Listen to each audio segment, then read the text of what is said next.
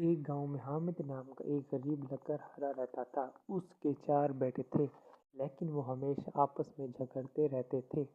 کوئی کسی کی بات نہیں مانتا تھا، ہر کوئی اپنے آپ کو سب سے زیادہ عقل مند سمجھتا تھا۔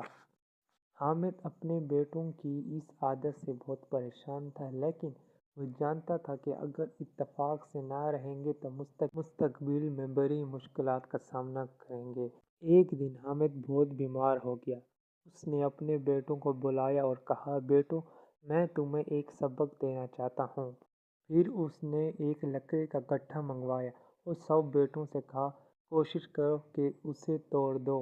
سب بیٹوں نے باری باری لکڑیوں کے گٹھے کو توڑنے کی کوشش کی، مگر کوئی بھی اسے توڑ نہ سکا۔ پھر حامد نے گٹھے کو کھول دیا اور ہر بیٹے کو ایک ایک لکڑی دی۔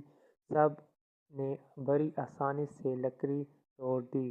حامد مسکرایا اور کہا، دیکھو بیٹا، جب یہ لکڑیاں گٹھے میں تھیں تو کوئی بھی انہیں توڑ نہ سکا، لیکن جب الگ الگ ہو گئیں تو سب نے بڑی آسانی سے توڑ دیں۔